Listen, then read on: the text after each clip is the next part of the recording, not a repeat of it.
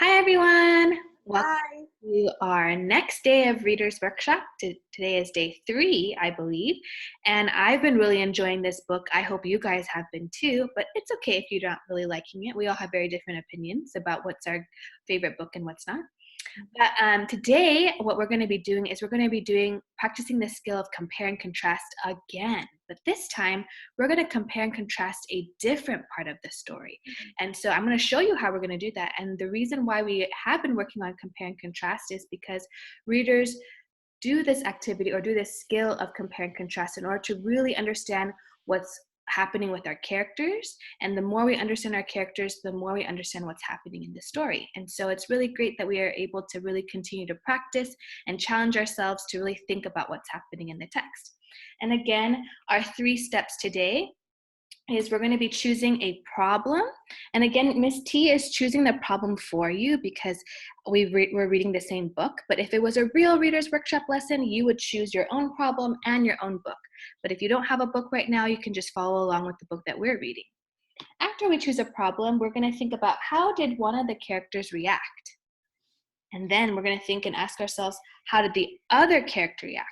And sometimes they can have the same reaction, or sometimes they can be different. And so I'm going to walk you through that as we read the story again. We're going to read it and pause, and then the teachers and I are going to talk about it just like you might want to talk about it with someone, and then jot down your thoughts on your seesaw. So we are going to be doing it 2 times for you to show you how to do it, and the last page is just for you to fill out on your own. Okay, and see if you can see if there's a pattern, because I've noticed a lot of patterns in this book. So here we go. We're going to be looking at how our characters are responding to a problem. Jackson worked hard all day moving into his new house. After dinner, he relaxed, and at 9 o'clock, he climbed into bed. That's when he heard. Oh dear, Jackson said. There must be a ghost in the attic. I hope this noise stops soon. But it didn't. So Jackson stuffed his ears with cotton balls and tried to sleep. The next morning, Jackson was so tired, he poured orange juice on his cereal and ketchup on his toast. After breakfast, Jackson peeked into the attic. I'm sorry to disturb you, Mr. Ghost, but could you please stop all night? I would like to sleep. Oh, I'm sorry, said the ghost, but what else can I do? Let me think about that, said Jackson. Jackson thought about it all day while he unpacked.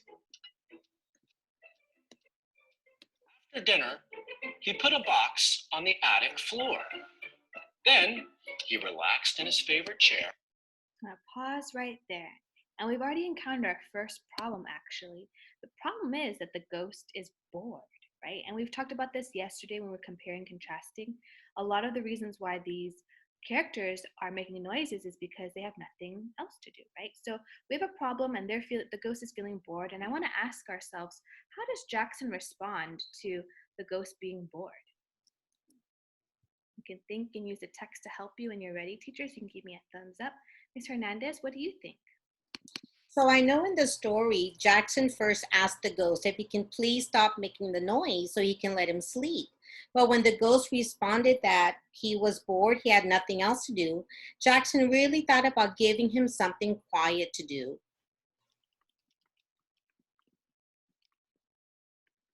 And I love how Ms. Hernandez is using evidence from the text. These are events that are happening in the text to support her idea. And so what I heard was Jackson asked the ghost if he can stop making noise. Jackson thought about giving him something quiet to do. So he thought all day. I'm going to add that, thought about it all day. About it all day and gave him something quiet to do. Awesome. And I love that when you're writing your sentences, you can reread it to yourself to see if it makes sense, because sometimes when I'm reading your guys' responses, it's really hard for me to see because you're missing a word or a punctuation mark. So it's good to, after you type in your sentence, reread it, see if it makes sense. So I hear Jackson asks the ghost if he can stop making noise. That makes sense? Jackson thought about it all day and gave him something quiet to do. Sounds like Jackson helped the ghost solve the problem. Awesome. Well, now that we know what Jackson did, what did the ghost do? How did the ghost respond to the problem? Miss Yukimowicz? Well, the ghost, instead of trying to solve it on his own, he was just making noise. So when he got bored, he just started saying, "Ow, ow, ow." I love it. And I'm going to add the sound effect because it's so fun when we add the actual sound effect. So it says, the ghost didn't solve the problem on his own. He just made, oh, ooh, oh, ooh, oh, ooh. I'm going to say noises. Mm-hmm. So awesome. I love how we're going back to the text to remembering what happened. And here we are, we're comparing how two characters responded to the same problem. Okay, so now we're going to do the next one. And I know you guys can already guess who the next character is because we've read this text so many times. But here we go back to the text and see again. Ask yourselves, how did one character react to the problem and how did the other character react to the same problem? And at 9 o'clock, Jackson climbed into bed. That's when he heard, "Buggity, wuggity, wuggity, wuggity, woo!" "Oh dear," Jackson said, "there must be a boogie monster in the basement. Oh, I hope this noise stops soon." But it didn't. So he stuffed his ears with cotton balls, pulled on his thickest ski cap, and tried to sleep. The next morning, Jackson was so tired he could barely open his eyes to pick out his clothes. After breakfast, Jackson tiptoed down the stairs. "Sorry to disturb you, Mr. Monster, but could you please stop boogity-woogity wooing all night? I need to sleep." "Boogity-woogity whoop," said the boogie monster, "but what else can I do?" "Well, let me think about that," said Jackson. Jackson thought about it all day while he unpacked. After dinner, he left a box at the bottom of the basement stairs. Then he relaxed in his favorite chair. Awesome. So now we have our next character, the monster. And so the same problem is the monster is bored. But how do each of the characters respond to this problem? How did Jackson respond to this problem? Teachers, when you're ready, you can give me a thumbs up. Ms. Rosales, what do you think? Well, Jackson was being proactive. He knew where the source was. So Jackson went to the monster and asked him to be quiet. And when he was asked to find a solution, he took it upon himself to think about it throughout the day as he was unpacking. So now that he went with that thought in mind, as he was unpacking, he was probably thinking, what game or what do I have in my boxes that can help solve this problem? And got a game. Sorry. No, you're good. I just want to make sure I'm writing your thoughts correctly. So Jackson was being proactive and went to the monster and asked him to be quiet. Jackson thought about it as he was unpacking and got a game out for the monster to play with. Is that okay? Sound good? Again, you can always go back and reread your sentences to make sure it makes sense. And if you want to go back to the story, you can always play it again and reread it to yourself in case you forgot. Awesome. So this is how Jackson responded to the problem. Now, how did the monster respond to the problem? What was his reaction? Ms. Hernandez? So when Jackson asked him to be quiet, the monster just said, "I don't know what else to do." So it seemed like he didn't know how to solve his own problem. Mm-hmm. I know, and I love that you mentioned that because it seems like that's like the pattern that keeps repeating.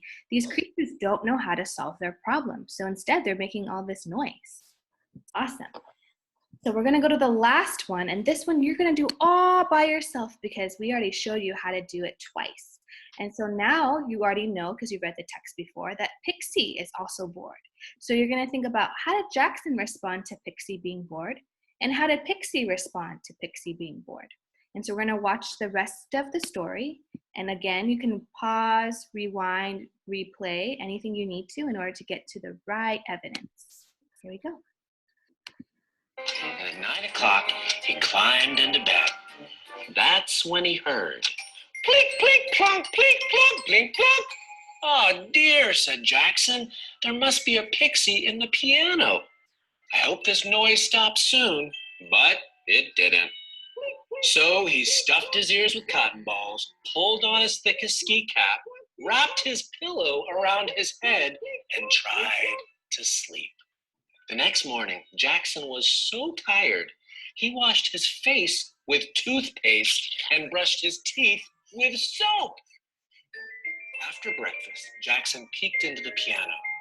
"Sorry to disturb you, Miss Pixie, but could you please stop plink-plunking all night? I really need to sleep." "Plink-plunk, pardon me," said the piano pixie.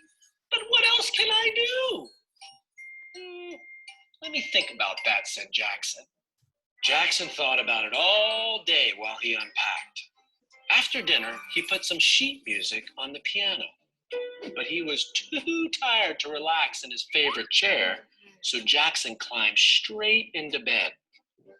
That's when he just barely heard the gentle thump of puzzle pieces, the quiet chugga-chugga of a toy train, and the soothing sounds of a pixie lullaby.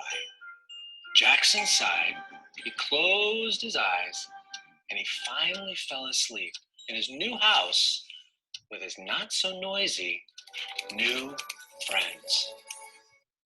Awesome.